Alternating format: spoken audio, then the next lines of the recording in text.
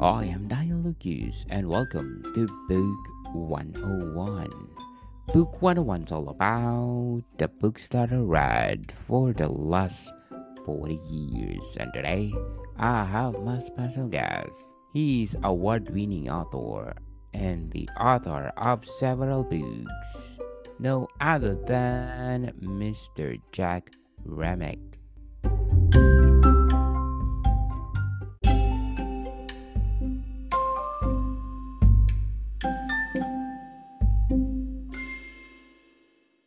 That we're talking about today is Man Alone. It's an interesting title, I think, how I developed the title, but I think that what interests me about the book itself is that I've been very concerned about what I see as the lost men in contemporary culture.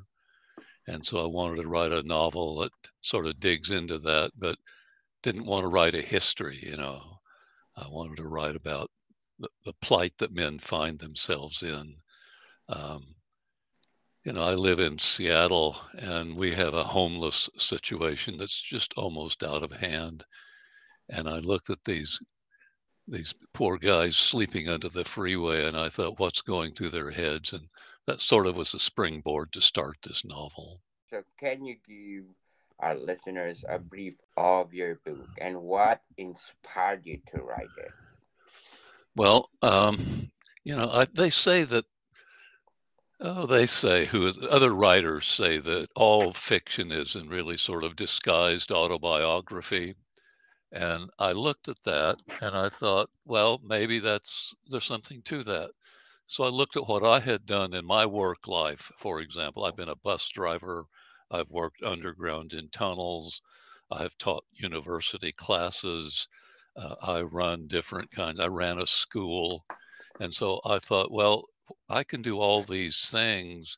And I wonder what these guys out there who are sleeping under the freeway in a tent, what kind of men are they? And so I sort of probed into my own past to sort of bring some of my experiences into that without it being autobiography, Daniel. I didn't want to write a memoir. So that's how I wound up writing Man Alone. What was the writing process like for this book? Did you face any significant challenges along the way? Wow, that's I often tell writers. Well, I teach some workshops online. I call it a master class in interactive rewriting, and I tell novelists who are working with me, look, writers have only three problems: how to start, how to keep going, and how to finish. And if you solve those, you've got it licked. So the process for writing this book pretty much follows a notion that I've had about meeting the challenges of what I call the standard model of fiction. Novels kind of all sound the same. We do the same thing with the characters. We have a fight scene, we have a love scene. So I looked at all of that and I said, I don't want to just do that again. And so I had been writing a series of novels. One was called Pacific Coast Highway, in which I try to fuse both novelistic writing and screenplay writing.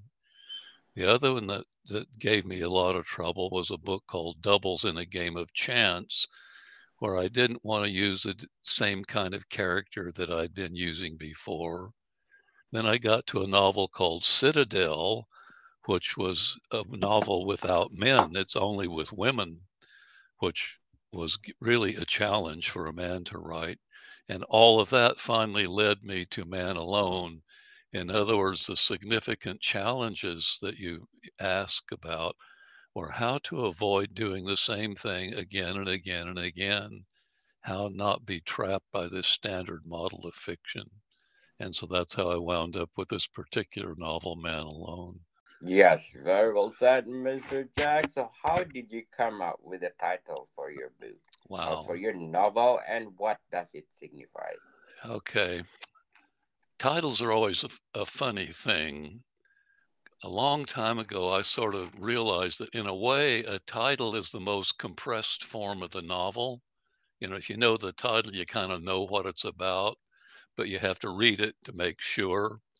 And so when I started writing this, I was really concerned with the notion of evil. And so the title was Lucifer Rising. That was the working title.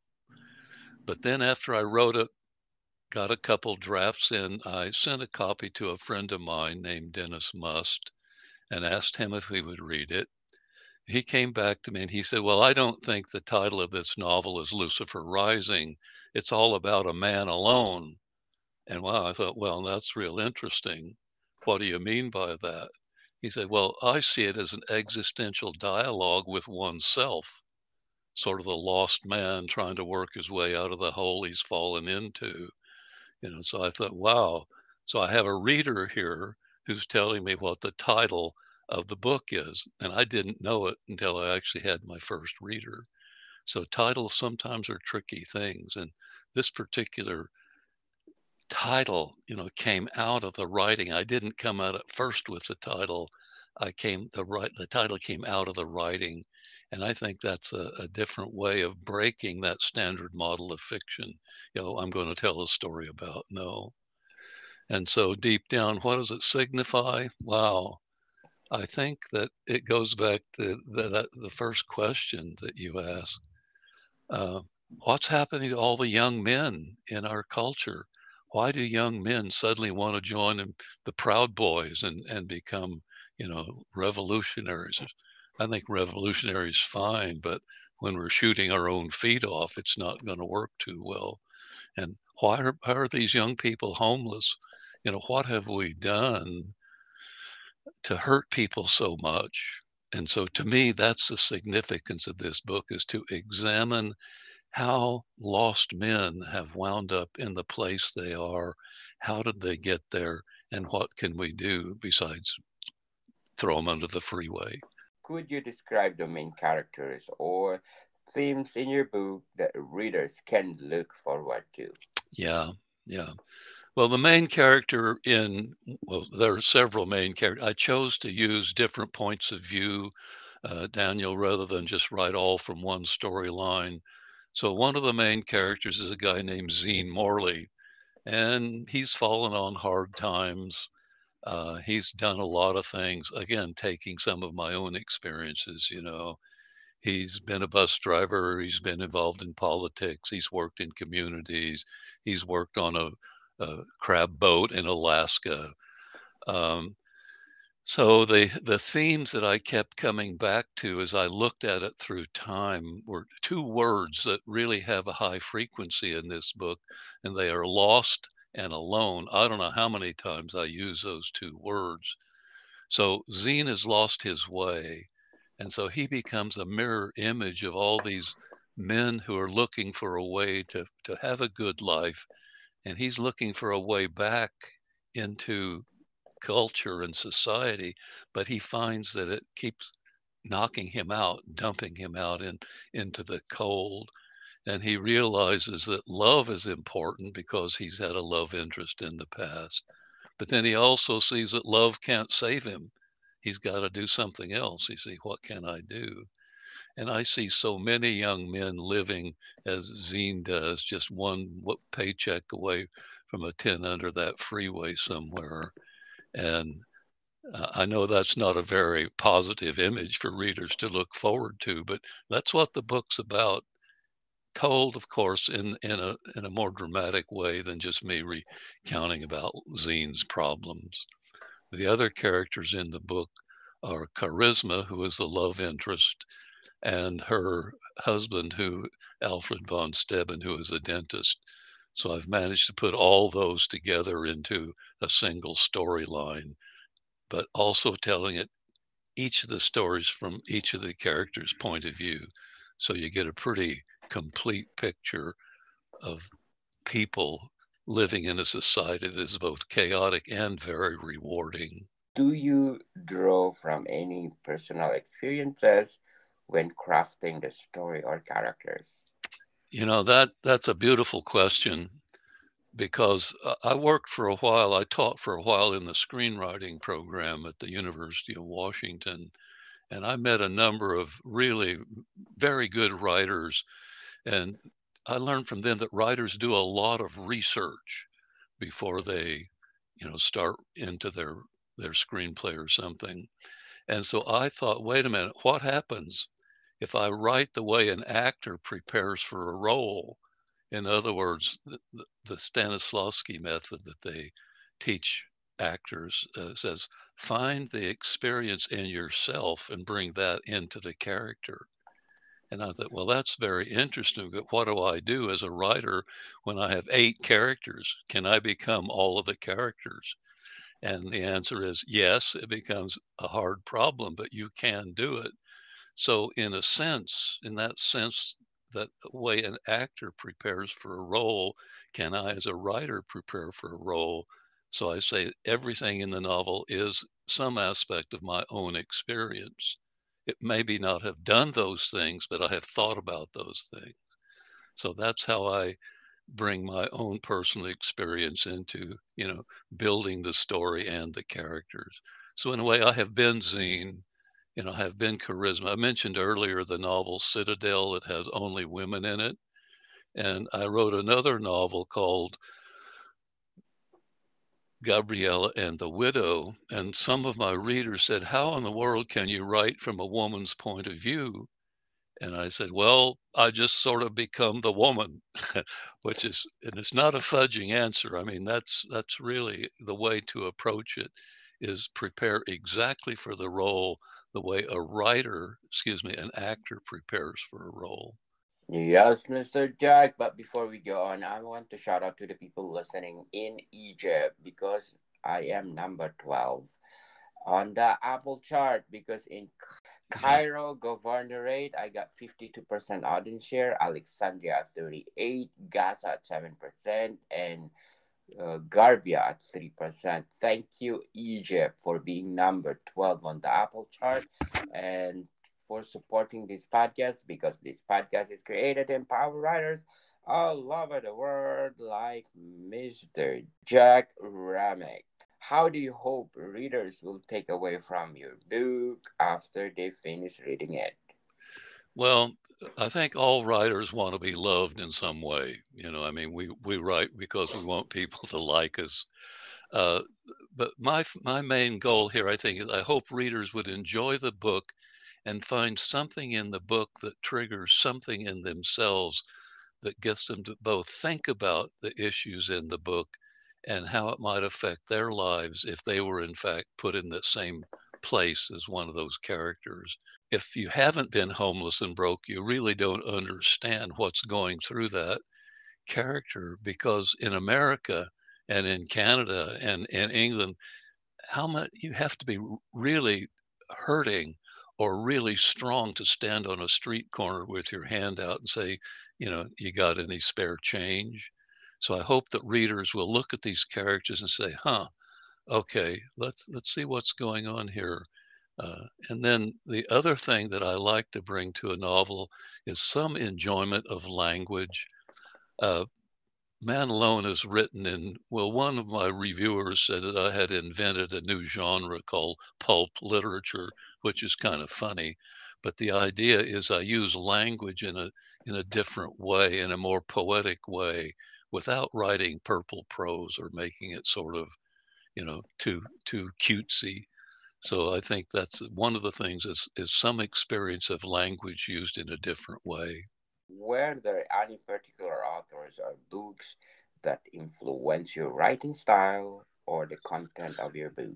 Well, content is kind of hard because that homeless man in a world that's chaotic and sexually broken and dysfunctional, you can find that almost, it's there.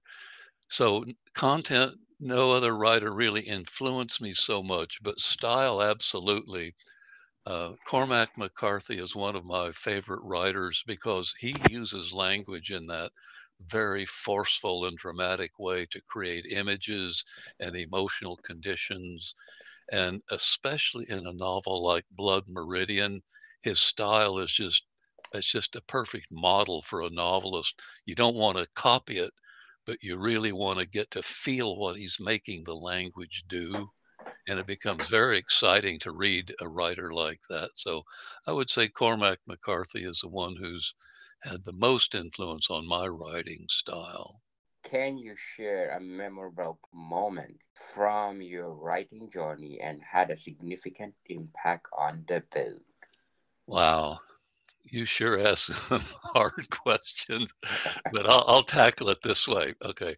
I mentioned earlier that I had done a lot of things in my working life. I worked underground, I've taught school, I've taught in the university.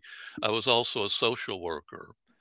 And while I was a social worker, I really saw close up the gap between the rich and the poor and the almost impossible way of crossing and closing that gap. So that memory of watching poor people struggle under the onus of having to, in quotes, accept help from the culture, meaning get money from the big guy, that shows up, at one point, and in the book in the beginning, I have a section where Zine is looking out over Seattle from on top of a hill. And let me just read you this little passage because this sort of sums it up for me. The city that had cut him into pieces and chewed his mind, his bone, his future, lay spread out, silent and beautiful and poisoned, and deep in the concrete canyons were the kitchens of hate that boiled men and women, turned them into jelly, served them up in glops on the tables where rich tycoons born naked ate the underlings with silver forks and knives, laughing as they gnawed the tasteless meat. Zine had been there, dinner on their table more than once. He had no chance now. He had no connections now. He had no way to break into those palaces of money. He stood outside now. They had won. And sort of that passage actually comes directly from my experience as a social worker, living with and working with people on the outside who had no chance of ever getting on the inside. And that, by definition, is a broken culture, I think, Daniel. So, how important was research in creating the world or context of your book? Yeah, I mentioned earlier that the screenwriters I knew did a lot of research. They would, if they were going to have a cop character, they'd go talk to cops. They'd go talk to, somebody who was doing this in order to find out. And that's standard research. But what I did for this book, I think, is I sort of lived these things and worked in those things. And because I had a lot of jobs, I was able to bring those things into the novel, again, not as autobiography, but to give part of my past to the character of Zine. So he had a past that was at least as varied in experience as mine. So yeah, that's where I go with that question. Yeah. Very well said, Mr. Jack. So, what message or lesson, if any, would you like your book to imprint to readers? Okay. I think, Daniel, the first thing I would say is be kind. We live in a very oppressive culture all around the world right now. The rich are getting richer and the poor are not getting any, they're not getting any poorer because they can't get any deeper than the bottom, And so I sort of approach it this way. In the screenwriting world, in the acting world, there's a saying, be kind to those you meet on the way up because you'll see them again on your way down. I mean, so you see that all the time, actors get rich and famous, and then the next thing you read a story that they're slinging hamburgers at McDonald's. So, be kind to human beings because being human, in my view, is the really hard part. And the way we hurt, maim, butcher, and kill one another, we've just got to stop that. So I'd like to see that message. The readers accept the notion of kindness. Be gentle. Don't hurt anybody. Definitely very well said, Mr. Jack. Is there a specific scene or chapter in the book that holds you special meaning to you?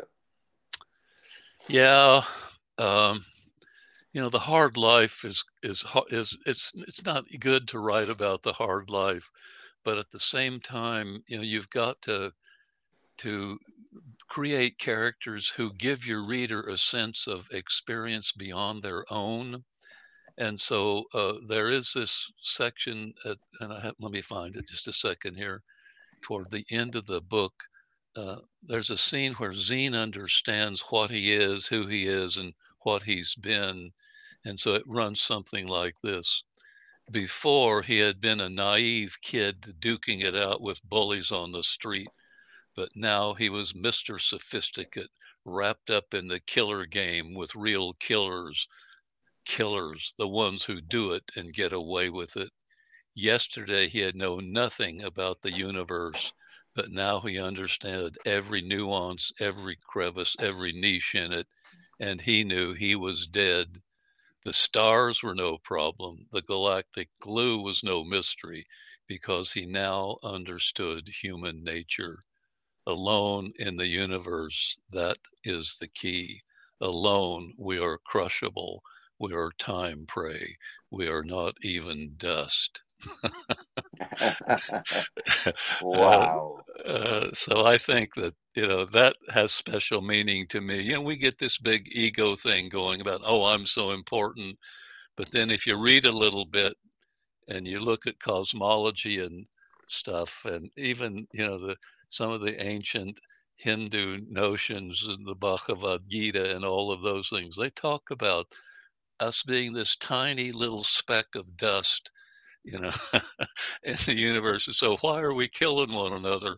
You know, we should be we should be happy that we can even feel love.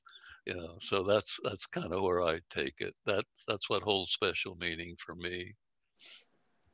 Definitely indeed, Mr. Jack. So, can you please invite our listeners to support Men Alone? Okay, well, this has been a pleasure, Daniel, and I appreciate very much that you found a way to let me eh, participate uh, just orally rather than having to see. I'm hard of hearing, and it's very hard to uh, yeah, it's very hard to participate for me if I can't read lips. But this has been a great experience for me. So thank you very much for having me. You welcome, Mr. Jack. Okay, well, thank you again, and I hope to run into you sometime and share a cup of coffee. Definitely, Mr. Jack. Thank you so much for your time. Thank you. Bye bye. More to come, people. See you soon.